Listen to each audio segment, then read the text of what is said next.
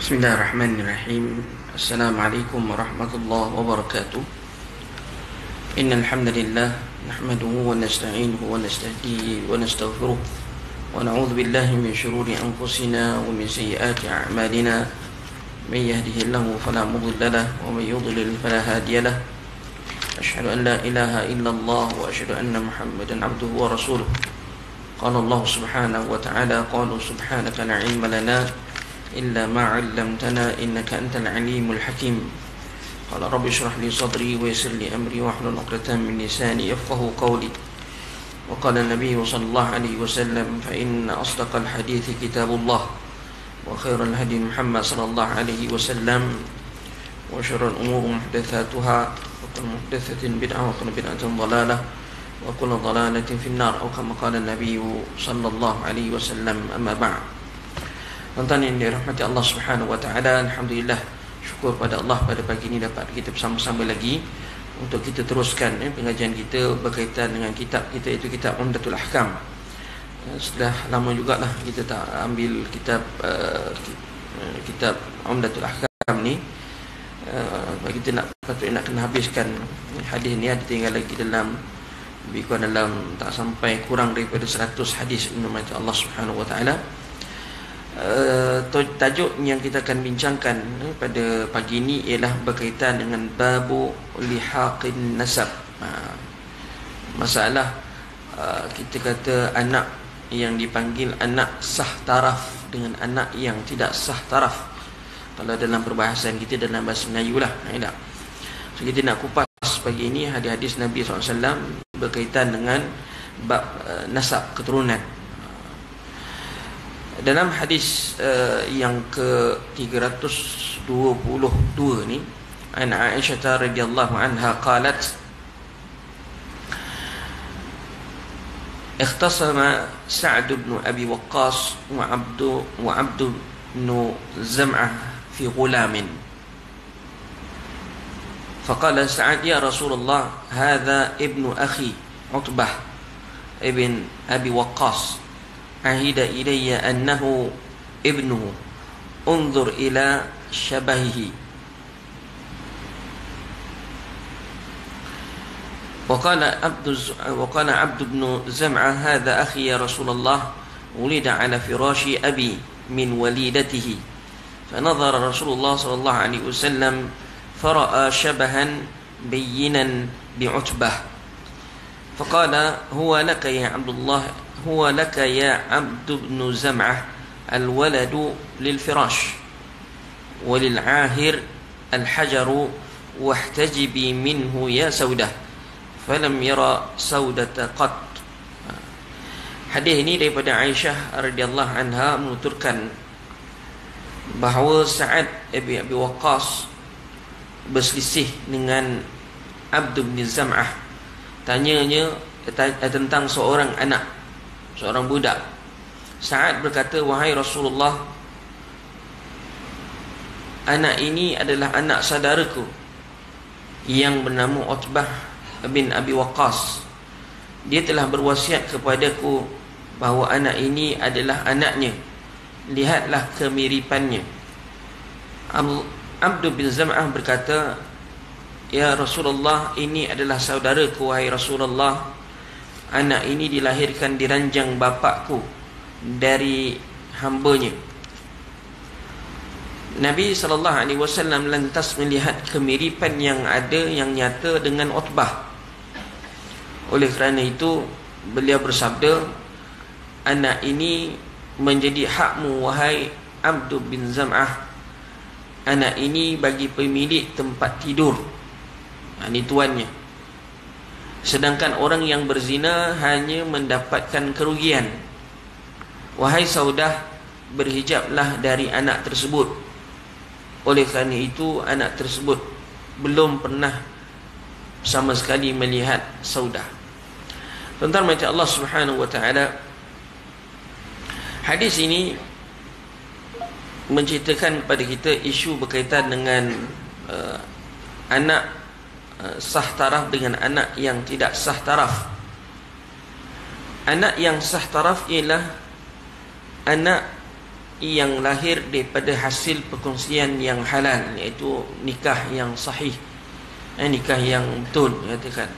Adapun anak yang tidak sah taraf ini ialah anak yang kita kata lahir dengan sebab ataupun dipanggil anak luar nikah, anak yang lahir atau terbentuk sebelum diadakan perkahwinan yang sah. Kalau contohnya jika sepasang suami isteri bersekedudukan sama ada lama atau sekejap kemudian mengandung, maka anak yang dikandung itu dianggap anak yang tidak sah taraf, walaupun anak itu lahir dalam perkahwinan yang sah. Selepas tu baru lahir, maka tetap dipanggil anak itu dipanggil tak sah taraf. Ini kerana benih kandungan yang terjadi sebelum kahwin dan dilahirkan dalam tempoh perkahwinan, maka anak itu tetap dianggap anak yang tidak sah taraf. Jadi dalam baca Allah Subhanahu wa taala, hadis ini menceritakan kepada kita orang-orang jahiliyah dulu, tuan-tuan baca Allah, sebelum datangnya Islam, mereka ialah hubungan zina tu biasa je. Zaman jahiliyah tu biasa, katakan. Maka sebelum Islam, Utbah bin Abi Waqqas dia telah berzina dengan seorang hamba, dipanggil hamba kepada Zam'ah bin Al-Aswad. Faja'at, maka hambanya tadi melahirkan seorang anak. Sebelum meninggal dunia, Utbah bin Abi Waqqas ni dia berwasiat kepada saudaranya Sa'ad bin Abi Waqqas supaya mengambil anak yang lahir inilah, katakan, dan nisbahkan kepada Utbah bin Abi Waqqas. Selepas pembukaan Mekah, Sa'ad bin Abi Waqqas dia nampak budak ni, dia teringatkan saudara dia Utbah bin Abi Waqqas pernah wasiat pada dia suruh ambil anak ni, dan anak kepada anak buah dia lah, tak katakan, sebagai anak buah dia. Sebab dia tengok masa pembukaan Mekah, Sa'ad bin Abi Waqqas radhiyallahu anhu, dia tengok anak ni, budak ni sebiji macam Utbah bin Abi Waqqas. Fa'arada istilhaqahu, maka dia nak ambil anak tersebut, nak tuntutlah, kita kata, anak tersebut. Maka berlakulah faqtasama, lalu berlakulah, kita kata, perebutan di antara dia dengan anak kepada Zam'ah bin Al-Aswad, iaitu Abdun. Nama anak Zam'ah tadi namanya Abdun bin Zum'ah. Jadi hujah yang dibuat oleh Sa'ad bin Abi Waqqas ialah rupa paras anak tu sebiji memang rupanya Utbah bin Abi Waqqas, katakan. Tetapi Abdun ibnu Zam'ah ni dia kata tak, ni adalah adik dia. Adik dia. Maka dia, kita kata, lahirnya, katakan, dalam maknanya mak kepada budak tadi tu dalam jagaan ataupun isteri kepada Zam'ah bin isteri kepada Zam'ah bin Aswad, ataupun hamba kepada Zam'ah bin Aswad, katakan. Dalam peliharaan dia lah, dalam peliharaan ataupun dalam jagaan Zam'ah bin Aswad. Lalu tuan-tuan Allah, perdebatan ataupun pergaduhan itu berlaku, perebutan itu berlaku. Mereka pergi kepada Nabi SAW. Nabi lihat pada budak tu memang rupa parasnya jelas, serupa dengan Utbah bin Abi Waqqas. Fanadhara li'anna al-asl annahu tabi' li malik al-ummah, li malik al-amah. Jadi walaupun rupanya sebiji macam Utbah bin Abi Waqqas, Nabi tidak menghukumkan anak itu anak Utbah bin Abi Waqqas. Nabi hukumkan anak itu adalah anak kepada Zam'ah bin Al-Aswad. Kenapa tuan-tuan macam Allah Subhanahu wa taala? Kerana asalnya menyatakan ianya adalah milik kepada tuan dia. Siapa tuan hamba tadi? Tuan hambanya tadi ialah Zam'ah bin Aswad, Zam'ah bin Awas. Lalu Nabi SAW mengeluarkan hukum bahawa anak itu adalah anak kepada Zam'ah bin Aswad, bukannya pada Utbah bin Abi Waqqas, walaupun rupa parahnya sama. Tapi masalahnya kita kata dia adalah ibunya ataupun hamba tadi adalah milik kepada Zam'ah bin Al-Aswad. Wallahu a'lam. Maka kita kata yang Nabi sebut kat dalam sini, dia kata faqad qada bihi li Zam'ah wa qala al-waladu lil firash, katakan. Maknanya al-waladu lil firash maksudnya tuan-tuan mati Allah, anak itu adalah milik orang yang memiliki perempuan itu. Ada dia katakan itu dia punya kaedah asal, dia kata al-waladu lil firash, katakan. Tapi orang yang berzina maka ke atasnya tidak ada apa-apa dan kerugian. Wa fahuwa ba'idun 'anil walad, maka dia tak layak untuk dapatkan anak tersebut, walaupun kita kata dia menggunakan kaedah biologi untuk nak menentukan anak itu anak dia.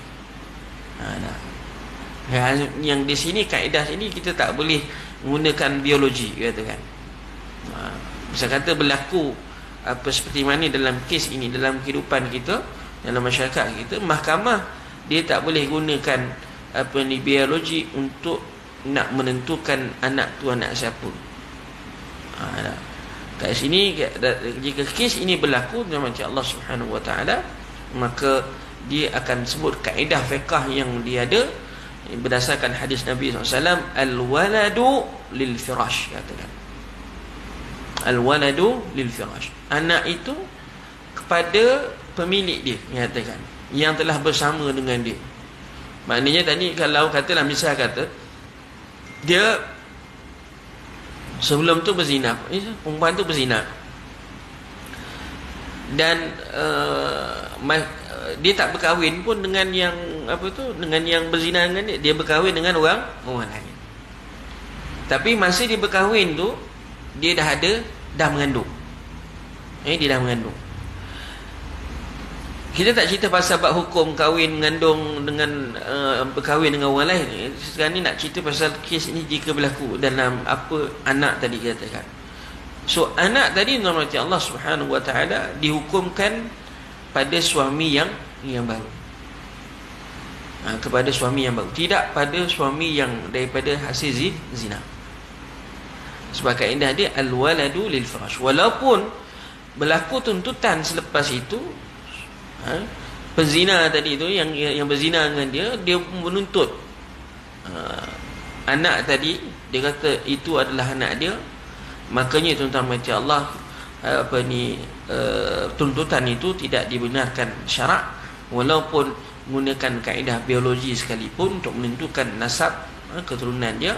Tapi kaedah dalam hadis jelas al-waladu lil firash, katakan.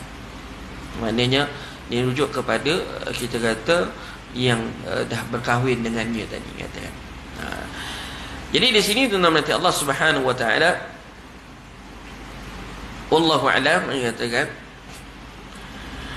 kata Ibn Daqiq Al-Ain rahimahullahu taala, hadis ini asal pada kita nak nisbahkan anak tadi kepada sahibul firash. Hendaklah hadis ini asalnya ialah mengilhaqkan ataupun meletakkan keturunan itu kepada suaminya yang baru, katakan, suami yang sahih, katakan. Ada suaminya yang sahih, walaupun benih tadi asalnya daripada benih yang haram, katakan. Wa in tara'a alaihi wat'un muharramun, katakan. Ini dalam fiqh lah. Kemudian Allah Subhanahu wa taala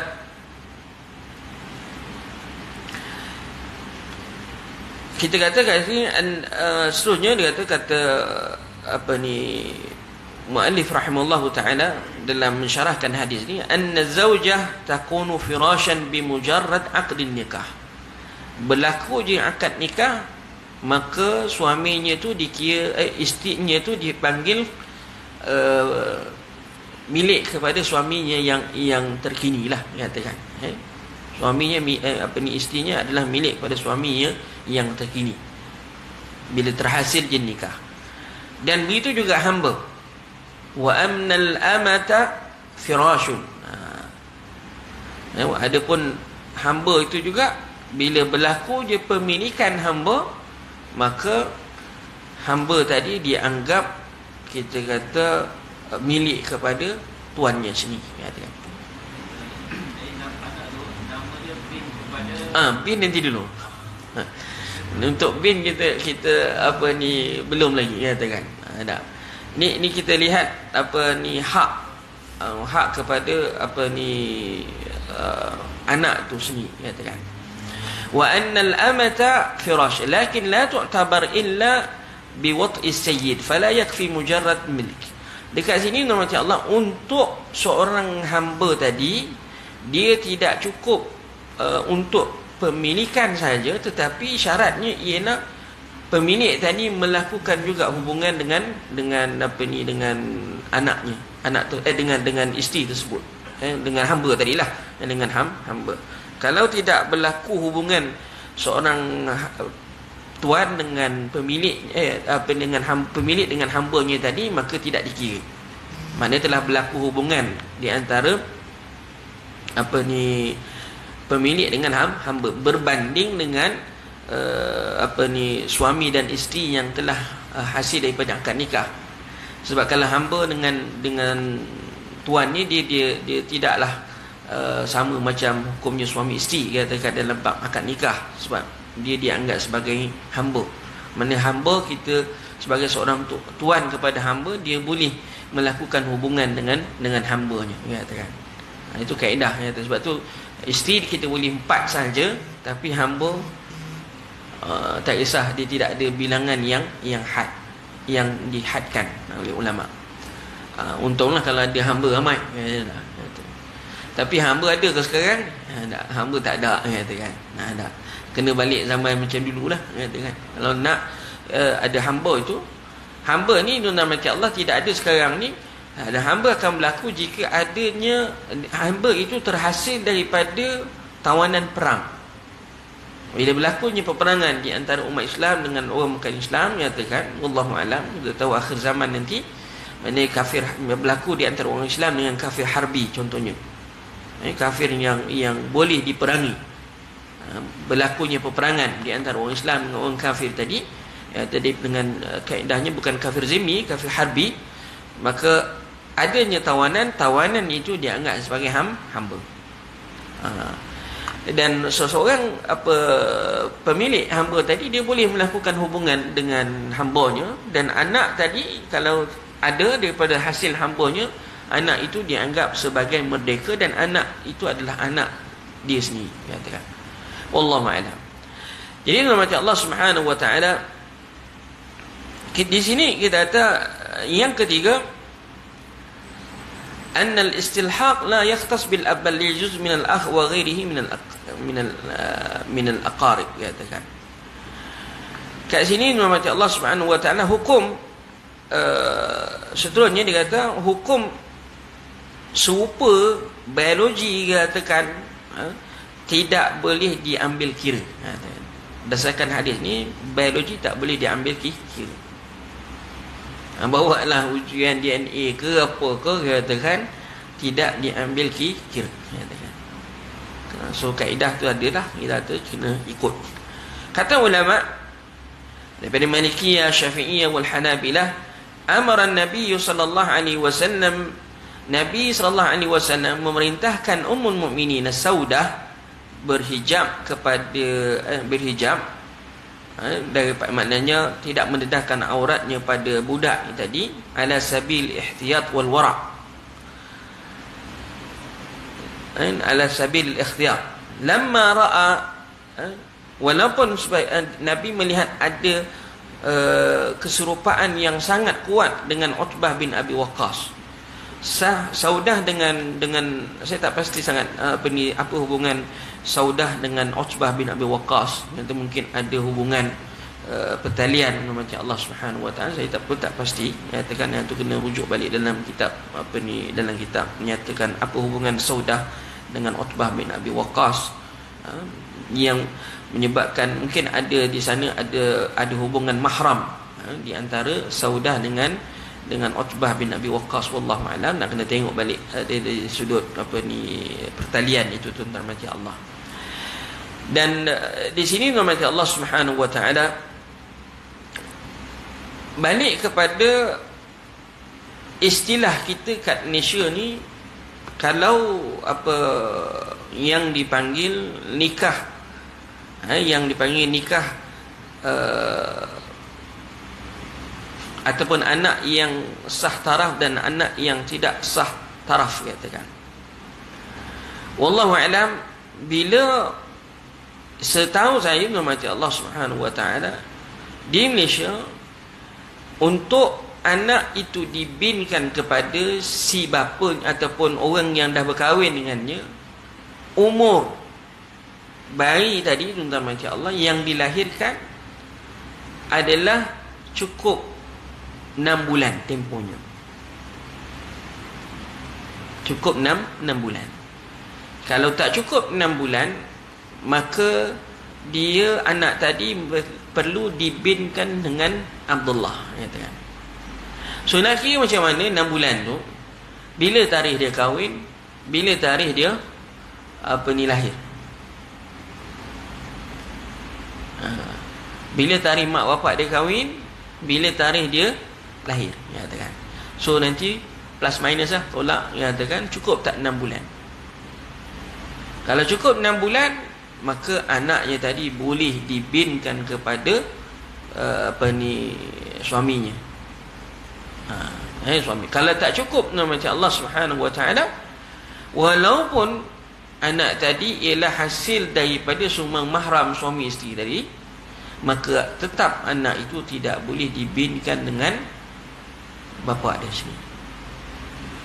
Dia kena dibinkan dengan nama dengan Abdullah atau sebagainya. Itu dia, kalau tuan-tuan baca dekat dalam isu ni di kita kata dalam laman-laman web pejabat agama, katakan masalah anak sah taraf dengan anak tak sah taraf ni, khususnya anak yang tak sah taraf lah, katakan, yang hasil daripada hubungan zina tadi, dia ialah kalau tak berlakunya perkahwinan, tetap anak itu anak zina, dipanggil anak tak sah taraf, lalu dibinkan kepada Abdullah. Kalau dia berkahwin, dia berkahwin, maka dia kena lihat anaknya tadi lahir adakah selepas tempoh 6 bulan atau sebelum tempoh 6 bulan. Kalau dalam tempoh 6 bulan, maka boleh dibinkan kepada suaminya tadi. Kalau kurang, tidak boleh, katakan. Dan benda ni masih lagi ada khilaf.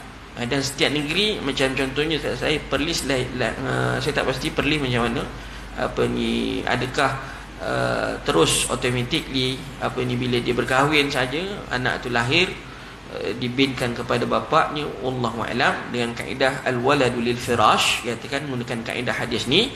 Tapi mazhab Syafi'i umumnya meletakkan syarat 6 bulan.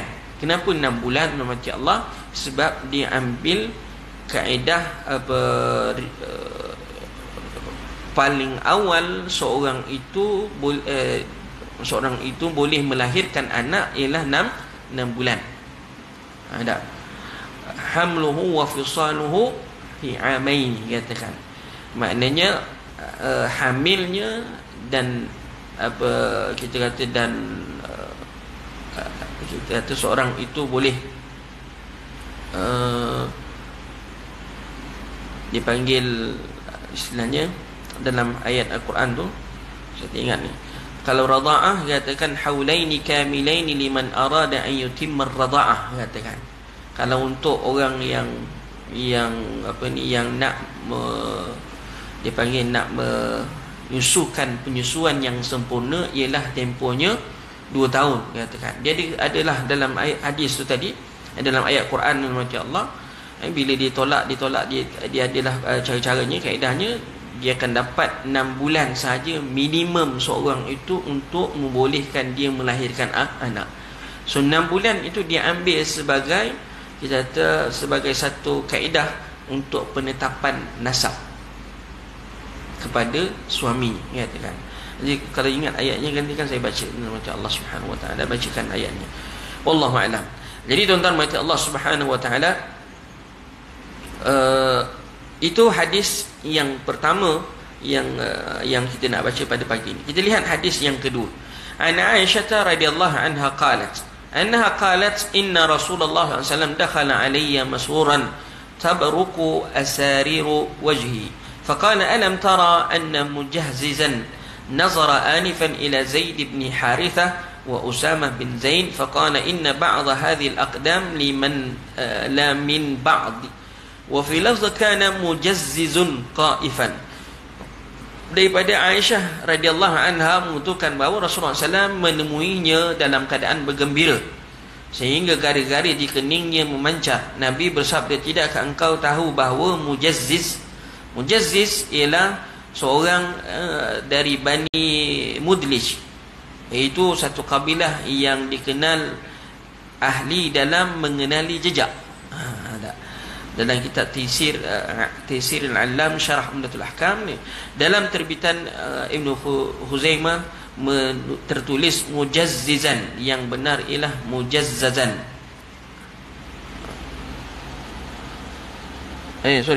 Yang ditulis mujazziran, yang benarnya ialah mujazzizan, sebagaimana yang terdapat dalam kitab terbitan Darul Athar dan Darus Salam. So maksud mujazziz ini ialah satu merujuk kepada seorang daripada Bani Mudlij. Kenapa Bani Mudlij? Bani Mudlij ini ma'ruf, terkenal dengan ilmu menjejak, ilmu penjejak. Penjejak siapa? Penjejak keturunan, penjejak nasab. Dia tengok je tahu dah kau ni adik-beradik. Tengok tapak kaki dia tahu dah, ni lelaki ni perempuan. Kalau padang pasir, di padang pasir dia ada bekas tapak kaki, so dia boleh tahu dah tapak kaki ni lelaki ataupun tapak kaki ni perempuan. Dia boleh tengok dah tapak, dengan hanya melihat tapak kaki saja, macam Allah, dia tahu orang ni adalah adik-beradik. Orang ni adalah adik-beradik, katakan. Jadi ilmu tu tak sampai kepada kita hari ni. Dia tak tahu macam mana boleh hilang. Mungkin tak diperturunkan ke, ataupun kabilah ni tak meneruskan ke, wallahu a'lam. Tapi zaman Nabi ilmu ni ada, yang pelopori oleh Bani Mudlaj. Bani Mudlaj ini memang ma'ruf zaman Nabi SAW. Jadi tidakkah engkau tahu bahawa Mujazziz baru saja melihat Zaid bin Harithah dan Usamah bin Zaid? Mujazziz lantas berkata, sesungguhnya sebahagian telapak kaki ini benar-benar termasuk sebahagian yang lain. Maknanya sama, adik-beradik, katakan. Dan lafaz yang lain dikatakan bahawa Mujazziz adalah seorang ahli dalam mengenali jejak. Wallahu a'lam. Makna ijma' secara umumnya, tuan-tuan dan Allah, Zaid bin Harithah ni kulit dia putih, abyadul laun. Anaknya Usamah bin Zaid. Usamah bin Zaid ini anaknya tak putih, warna coklat-coklat gitulah, mengatakan asma, macam kulit kuning, kuning langsat macam tu lah. Orang ramai kita kata pelik, bapa engkau kulit putih, anak macam gitulah, lahir-lahir anak cuma gelap, mak bapa putih, mak bapa putih, anak gelap. Mana menimbulkan kesangsian pada masyarakat. Yartabuna fihi ma wa yatakallamuna fi sihhati nisbah Usamah bin Zaid. Orang dok bercakap betul ke anak Zaid, Usamah ni anak Zaid, nyatakan bima, dan secara tidak langsung nama Allah kita kata ianya ialah apa ni, sedikit sebanyak adalah kita kata hubungannya dengan Rasulullah sallallahu alaihi wasallam. Famarra 'alaiha Mujazziz al-Mudlaji al-Qa'if. Lalu Mujazziz ini yang ahli penjejak ni melalui dua orang ni yang sedang tidur, katakan. Fahuma qad ghatiya ra'sayhima, dia tidur kata menutup muka, menutup kedua muka. So penjejak tadi dia tak tengok pun muka siapa, dia tengok kaki je. Fabadat arjanuhuma, lalu yang nampak kaki. Faqala inna ba'dha hadhil aqdam la min ba'di lam ra'a bainahum min syabah. Lalu Mujazziz ini, penjejak ini menyatakan bahawa kaki dia ni sama. Maknanya ni ada hubungan pertalian darah dengan yang kaki yang ini, katakan. Maknanya bukan orang lain, kira anak beranak dan ni kita istilah kata. Dan kata-kata tadi menyebabkan kata-kata tadi tersebar. Maknanya apa ni, orang ramai telah mengetahuinya bahawa betul Usamah bin Zaid ni adalah anak Zaid kepada Usamah ini adalah anak kepada Zaid bin Harithah, walaupun kulitnya tak sama, walaupun kulitnya tak sama. Wallahu a'lam. Kita kata ada dalam riwayat yang hadis yang lain, contohnya apa ni, hadis saya tengok dalam hadis riwayat siapa, tetapi kisahnya Nabi SAW beri misalan. Dia kata dia kata kamu ada unta tak? Bila dia mengadu anak dia ni warna kulit lain, dia kata kepada Rasulullah SAW. Lalu Nabi kata, kamu ada unta tak? Ada unta. Apa warna unta? Semua warna apa ni, warna satu warna lah, dia katakan. Dalam banyak-banyak unta tu yang warna yang sama, ada tak sedikit yang mempunyai perbezaan daripada yang lain-lain? Dia kata adalah seekor, katakan warna dia sekian-sekian lain sikit daripada warna unta yang lain. So kenapa boleh jadi gitu, warnanya lain, sedangkan mak apa ni, unta-unta kita kata ibu dia, bapak dia katakan warna lain, anaknya keluar warna lain. Oh, jawab sahabat tadi kata mungkin katakan ada keturunan yang maknanya dia punya yang dulu-dulu katakan sebelumnya ini warnanya sama. Maka jawab Nabi SAW, begitu juga kamu. Mungkin dulu nenek moyang kamu ke dulu-dulu kita tak tahu, kita tak pernah nampak, tak pernah lihat. Mungkin keturunan kamu ada yang kulitnya gelap. So itulah nyatakan. Maknanya barulah apa ni, sahabat tadi terima walaupun kulit ialah dulu. Sekarang ni pun orang duk sangsi juga, katakan berlaku juga kesangsian setengahnya tu. Ada bila tengok anaknya berkulit lain, anaknya tiba-tiba anaknya mirip muka Cina, katakan. Contoh katakan dia bapa Melayu, anak keluar mata sepet memang sebiji macam orang Cina. Contoh kata nak. Jadi tuan-tuan Allah SWT tiba-tiba kita kata keluar, wah, ni ikut siapa? Dia kata. Rupa dia tak tahu keturunan dia adalah asal daripada Cina, kata. Ada asal daripada Cina. Kita pun tak tahu, katakan asal keturunan kita tu siapa. Boleh jadi. Jadi sebab itu jangan cepat untuk nak menafikan anak tersebut, tuan-tuan Allah. Bukan anak bukan anak kandung aku, waliyazbillah. Sebab bila dia menafikan anak itu bukan anak dia, secara automatically dia telah menuduh zina.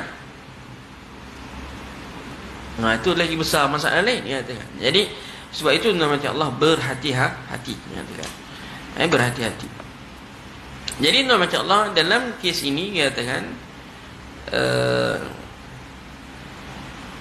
Ini adalah perkara yang kedua lah, yang cara kaedah kedua dalam penetapan nasab, katalah. Penetapan nasab. So kalau kita kata kaedah al-firash tadi, tuan-tuan macam Allah, tak boleh kita nak tentukan keturunan dia, maka dengan kaedah sama ada kita boleh gunakan, baru kita boleh gunakan kaedah biologi, katakan. Baru kita gunakan kaedah biologi. Tapi kalau biologi dengan firash tadi itu berlawanan, maka kaedahnya kita gunakan al-firash ataupun kedudukan dia suami isteri tadi sebagai ataupun pemilikannya sebagai hamba ke, itu sebagai utama berbanding dengan biologi. Biologi ini yang kedua lah, katakan. Wallahu a'lam.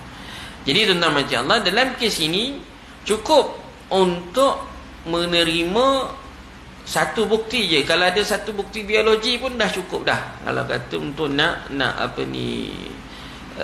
nak penetapan nasab tadi, katakan keturunan. Kalau kaedah kat sini, dalam hadis ni cukup dengan seorang penjejak saja. Seorang penjejak. Tidaklah walau bagaimana sekalipun ulama meletakkan penjejak tadi perlulah seorang yang adil. Seorang yang adil, wallahu alam. Ma'ruf, dengan orang yang bersifat adil, ma'ruf, orang yang boleh diterima masyarakat dan sebagainya, katakan. Wallahu alam. Seterusnya nama Allah Subhanahu wa taala, hadis yang ke-324, an Abi Sa'id Al-Khudri radhiyallahu anhu qala dzukira al-'azlu li Rasulillah sallallahu alaihi wasallam faqala wa lima yaf'al dhalika ahadukum wa lam yakul fala yaf'al dhalika ahadukum fa innahu laysat nafsun makhluqatun illa Allah khaliquha. Daripada Abi Sa'id Al-Khudri radhiyallahu anhu katanya bahawa azal, apa dia azal, tidak ada diterangkan. Azal pernah ditanyakan kepada Rasulullah SAW. Nabi lantas menjawab, mengapa salah seorang di antara kalian melakukan hal itu? Beliau tidaklah menjawab, janganlah melakukan hal itu. Sesungguhnya tidak ada satu makhluk pun melainkan Allah lah yang menciptakannya. Apa dia azal? Azal ni tuan-tuan macam Allah Subhanahu wa taala, minta maaf saya sebut, katakan azal ini ialah mengeluarkan air mani di luar daripada farash. Itu maksud dia, katakan. Mengeluarkan air mani di luar daripada farash isteri, katakan. Disebut dalam hadis Nabi SAW yang lain, kunna na'zil wal Qur'ani yanzil, katakan. Perbuatan mengeluarkan air mani di luar daripada farash wanita, farash isterinya tadi, adalah kita kata untuk tujuan penjarakan ataupun untuk tujuan kita kata di Islam panggil apa?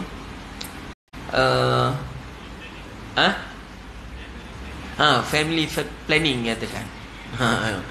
Untuk nilah tadi proses kita taklah nak kata baru anak baru lahir 40 hari lepas tu isteri disahkan mengandung lagi pula, mengandung yang kedua. Jadi jadi nak elakkan benda itu berlaku, maka mereka melakukan hubungan suami isteri selepas habis tempoh tadi, habis tempoh tempoh isterinya dia panggil apa istilahnya, katakan pantang tu, tak. Jadi dengan cara mengeluarkan air mani di luar daripada farash, katakan. Itu boleh dibenarkan dalam syarak, sebab dalam hadis jelas kata kunna na'zil wal Qur'an yanzil. Kami melakukan perbuatan itu, melakukan hubungan suami isteri, tetapi air maninya dikeluarkan di luar daripada farash, katakan, isterinya. Dan ketika itu Al-Quran turun. Maksudnya tidak ada larangan daripada hadis Nabi sallallahu alaihi wasallam. Maknanya syarak pun tidaklah kata mengharamkan perkara tersebut. Wallahu alam. So itu adalah salah satu cara kaedah untuk mengelakkan melakukan penjarakan antara anak dengan anak yang berikutnya, family planning panggil lah katakan. Tapi hari ni orang dah menggunakan ubatan. Dulu tak ada ubat, sekarang dah ada ubat-ubatan dan sebagainya. So harus katakan, tapi kena melihat kepada nasihat doktor untuk nak melakukan perkara tersebut. Macam Allah, wallahu a'lam bissawab katakan. Jadi di sini Nabi cuma menyatakan dalam hadis ini, macam Allah Subhanahu wa taala, Nabi hanya mempersoalkan walima yaf'al dzalika ahadukum, untuk apa orang buat macam tu, katakan. Nabi tak kata jangan melakukan. Nabi kata untuk apa? Mengapa salah seorang kalian melakukan hal perbuatan itu? Katakan. Nabi tak kata jangan lakukan. Katakan. Dan Nabi juga turut mengatakan sesungguhnya tidak ada satu makhluk pun melainkan Allah lah yang menciptanya, dia kata, dan semuanya adalah takdir Allah Subhanahu wa taala, wallahu a'lam. So hadis ini katakan menjelaskan pada kita hukum azal tadi, dan memang ada khilaf di situ dalam kes ini. InsyaAllah lepas ni ada hadis ni jelas menjelaskan khilaf ulama berkaitan dengan azal, kita akan ambil selepas ni. So yang kedua, nama Allah Subhanahu wa taala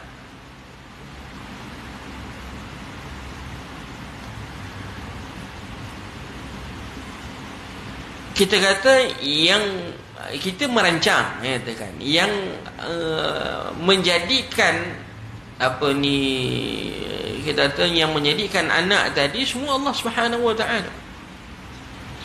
Kadang dia makan ubat ke, gunakan alat kondom ke, atau sewaktu ni untuk nak mengelakkan, untuk penjarakan itu tadi tu mati Allah Subhanahu wa taala. Tapi yang menjadikan anak itu Allah Subhanahu wa taala dalam janin, dalam perut seorang isteri tadi, katakan. Jangan kata bila suaminya tadi dah mengeluarkan air mani di luar daripada faraj, kemudiannya tuan-tuan mati Allah, yang suaminya tadi melakukan hubungan memakai kondom atau sebagainya, tiba-tiba isterinya mengandung, terus nak dinafikan ataupun terus nak menuduh isterinya tadi sebagai telah berzina atau sewaktu dengannya, maka di situ adalah satu perkara yang tidak sepatutnya berlaku, katakan. Jadi sebab tu semua balik ialah kepada takdir Allah Subhanahu wa taala, katakan. Allah yang menjadikan. Bukan mudah untuk nak terus kata isterinya berzina dengan orang lain.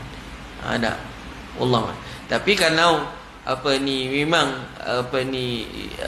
kita kata suaminya dah 2 tahun tak balik, katakan, luar negara, tiba-tiba isterinya mengandung, tu something wrong lah, katakan. Mana yang mesti ada something yang lain, katakan. Itu perlu diselidik dalam. Tapi ada juga kes nama Allah Subhanahu wa taala. Sekarang ni orang boleh simpan air mani, contohnya air mani suami disimpan untuk mendapatkan anak, katakan, dalam kaedah-kaedah yang tertentu, walaupun kita kata kaedah itu dibuat dipanggil bayi tabung uji. Ada berapa orang hari ni dibuat, kata simpan lagi air mani, macam kes Datuk Siti kan, katakan macam mana air mani suaminya yang disimpan untuk didapatkan anak yang kedua, katakan, menggunakan kaedah tabung uji. Itu harus jika mana air mani itu suami dia sendiri, katakan, dan suaminya masih lagi ada, katakan. Tapi kalau dia tak berkahwin, digunakan air mani siapa-siapa, itu hukumnya haram. Itu hukumnya haram. Wallahu a'lam. Macam berlaku di barat hari ni, dia tak nak kahwin tapi dia nak anak.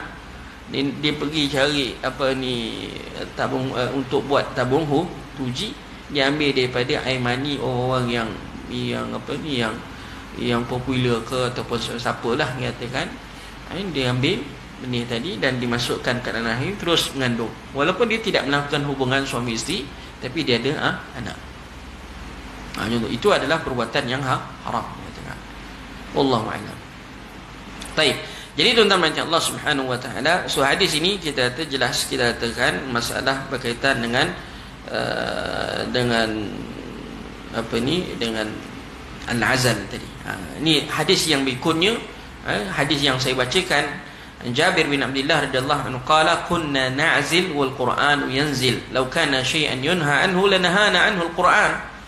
Daripada Jabir bin Abdullah radhiyallahu anhu kata dia, kami melakukan azal tersebut dan ketika itu Quran turun.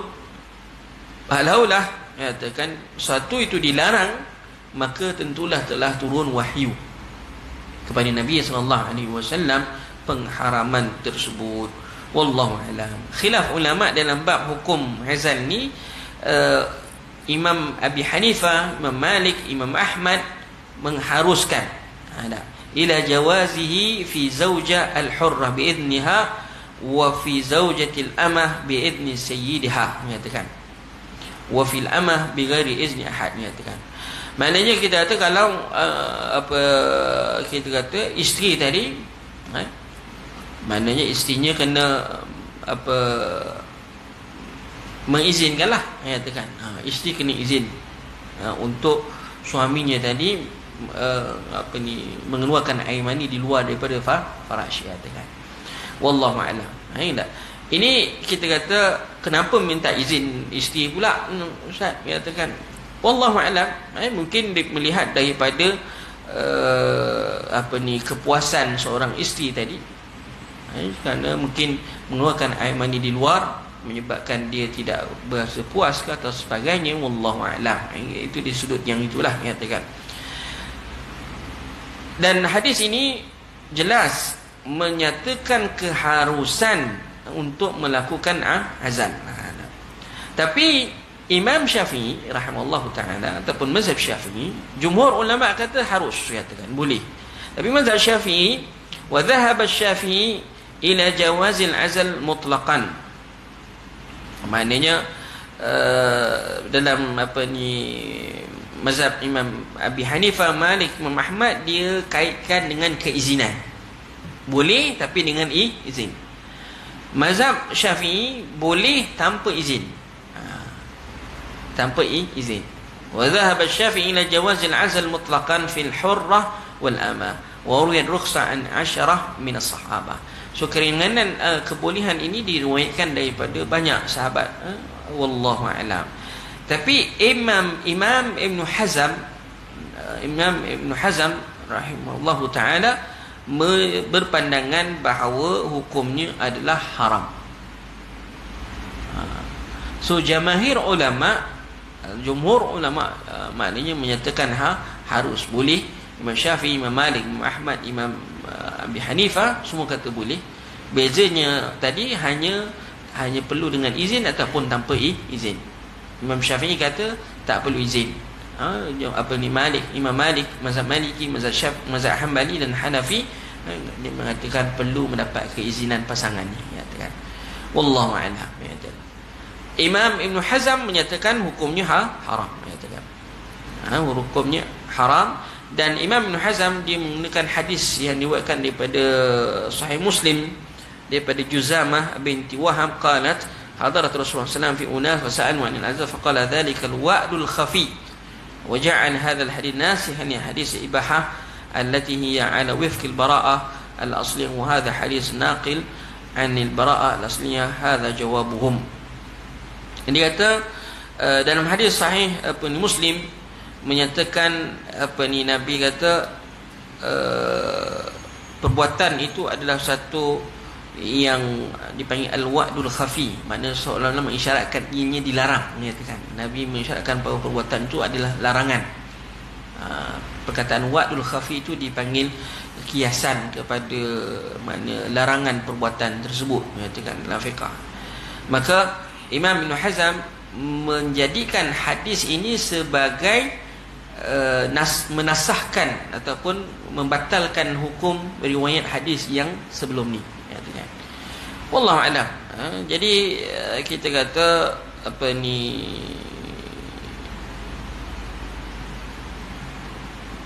kita kata khilaf itu ada di sisi ulama, wallahu a'lam, katakan. Wa hadzal hadis yuhmal ala ma arada bil azal taharrus 'anil walad. Hadis ini nama Allah Subhanahu wa taala, kalau kita kata kita nak jamak dua-dua riwayat, riwayat yang larangan itu adalah orang yang jenis tak nak anak. Dia nak hidup suami isteri tapi dia tak nak anak. Ada saja orang yang macam tu, dia katakan dia tak nak anak. Maka dia buat cara apa, kaedah apa ni tadi, kerana dia tak nak anak. Itu dilarang. Tapi kalau tujuannya tadi macam Allah penjarakan, tidaklah mau apa ni, kita kata adalah tujuan-tujuan untuk kesihatan suami isterinya tadi, takkan nak mengandung, nak terus mengandung lagi, dia katakan. Wallahu a'lam. Jadi tentang mati Allah itu mungkin dibenarkan, itu boleh dibenarkan. Tapi kalau untuk tujuan tidak mahu anak langsung, dia katakan, maka tentang mati Allah itu sama sekali tak bolehlah, katakan. Wallahu a'lam bissawab, katakan.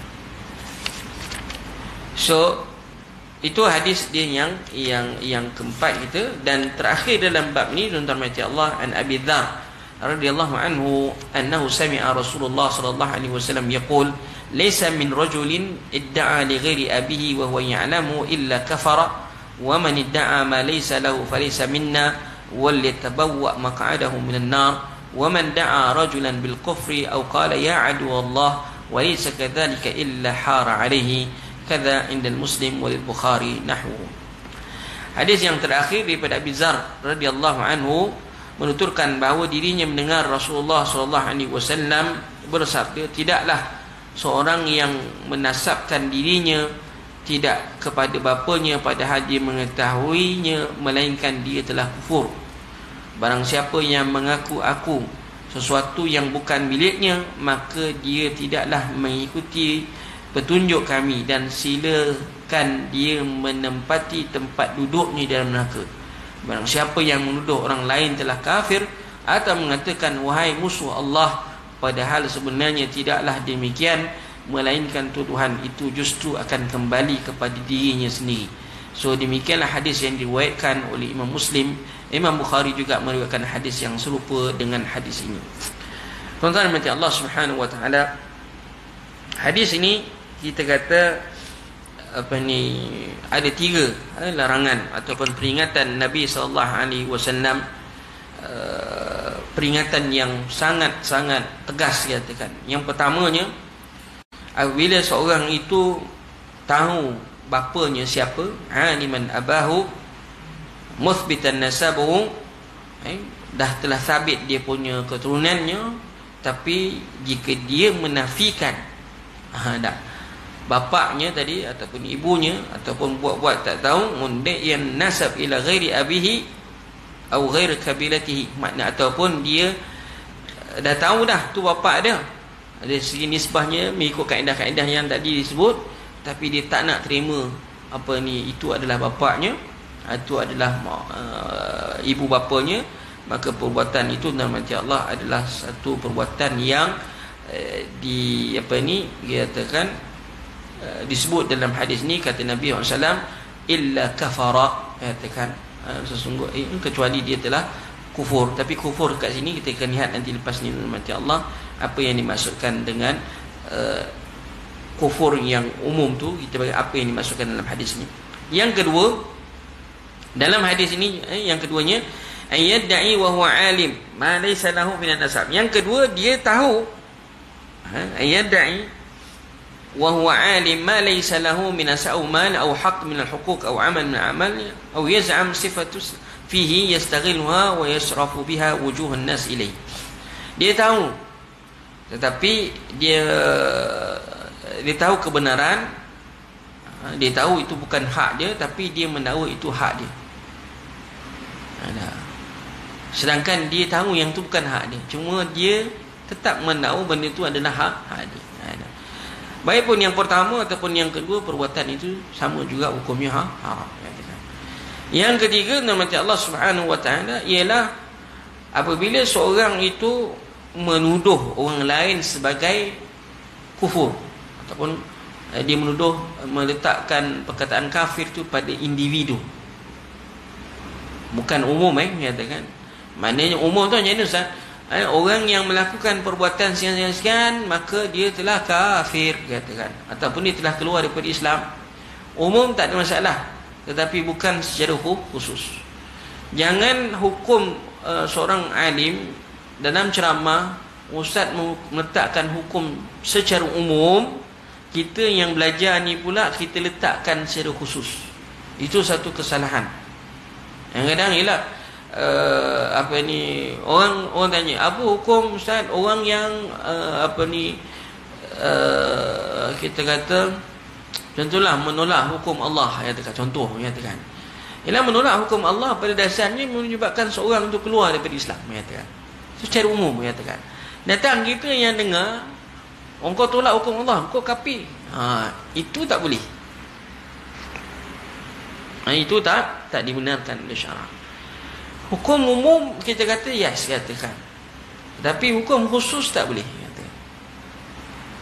Jadi yang kita banyak berlaku hari ini dalam masyarakat kita, penceramah ataupun ustaz, orang alim, dia meletakkan hukum secara umum. Datang orang yang mendengar, yang belajar, dia sebarkan dekat WhatsApp, dia sebarkan dekat laman sosial, ustaz ataupun orang alim sian-sian menghukumkan fulan bin fulan sebagai kafir. Capture-nya begitu. Orang alim sebut lain. Dia umum. Datang orang yang mendengar, hukumnya individu. Maka kita kata di situ berlaku kesilapan yang sangat ketara, katakan. Jangan ambil mudah benda tersebut macam Allah, sebab siapa pun menghukumkan seorang individu tu sebagai kafir daripada kalangan orang Islam, kalau orang kafir tu memang dah kafir dah lah, katakan tak ada masalah. Orang kafir kita panggil orang kafir, katakan tak ada masalah, katakan itu memang tak boleh ragu dah, memang confirm dia kafir. Kita panggil dia orang kafir pun tak ada masalah. Tapi ini yang kita maksudkan hadis ini adalah menuduh kafir kepada orang Islam. Orang Islam secara individu, ataupun menuduh Yahudi ke Nasrani ke, katakan pada seorang tu secara ini, ataupun musuh Allah pada individu, makanya tuan-tuan mati Allah, katakan tuduhan itu sebenarnya kembali kepada dia, katakan kembali kepada illa hara alaihi, jadi tuduhan itu sebenarnya kembali kepada dirinya sendiri. Wallahu a'lam. So hadis ini nama Allah Subhanahu wa taala ialah tidak boleh seorang itu menafikan nasab dia. Kan hari ini banyak berlaku je, aku tak mengaku kau anak, anaknya pun kata aku tak mengaku ni bapa. Benda-benda itu nama Allah, perbuatan itu adalah hukumnya haram. Perbuatan itu adalah haram. Sawa'un akana dhalika min abihi al-qarib atau min ajdadihi, dia sama ada daripada mak bapak dia ataupun daripada bapa-bapa. Hukum sama. Tapi yalah, katakan orang banyak ada di luar sana melakukan perkara-perkara tersebut. Tapi dari sudut hukum, kalau orang tanya ustaz, hukumnya haram menafikan nasab itu. Yang seterusnya nama Allah begitu juga orang yang mendakwa bukan hak miliknya, katakan sama juga hukum dakwaan itu dianggap sebagai batil, tidak sah, katakan. Tapi kalau didakwa dia dapat diambil, maka kita kata perbuatan itu haram dan hasilnya semuanya adalah haram, katakan. Man iqtata'a kita shibran min al-ard tawaqahu Allah yaumil qiyamah bisab'i aradin, katakan. Siapa yang mendakwa mengambil sejengkal je tanah orang, katakan, lalu di akhirat kala Allah akan belenggukan dia dengan 7 lapisan bumi, katakan. Waliyazbillah min dzalik. Dan kemudiannya tuan-tuan mati Allah, yang ketiga tadi kita kata jelas hukumnya tadi, orang yang menuduh orang lain sebagai kafir ataupun fasik, katakan, ataupun menafikan iman ke, ataupun hari ini yang paling mudah katakan menghukumkan apa sebagai dia, kita kata dalam bab bid'ah contohnya, tak? Kita boleh kata perbuatan ni bid'ah dan sebagainya, tetapi tidak boleh kita letakkan seorang itu sebagai mubtadi' atau pelaku bid'ah secara aini, secara individu, kecuali apabila telah berlaku hujah, penerangan tentang hujah tapi masih lagi menolak dan sebagainya. Itu pun tidak mudah untuk kita nak menuduh itu sebagai pelaku bid'ah, katakan. Sama juga dengan tuduhan sebagai seorang kafir ataupun sebagainya, fasik dan sebagainya, katakan. Wallahu a'lam. Supaya Allah, mudah-mudahan Allah lindungi kita daripada perbuatan-perbuatan yang dilarang tadi, tuan-tuan. Wallahu ta'ala a'lam bis-shawab, katakan. So hadis kata illa kafar, katakan. Ajma' ulama ala annahu la yakfuru min al-'asi kufran yakhruju min millah, katakan. Ada jumhur ulama ahli sunnah, bukan jumhur, ajma' ahli sunnah wal jamaah.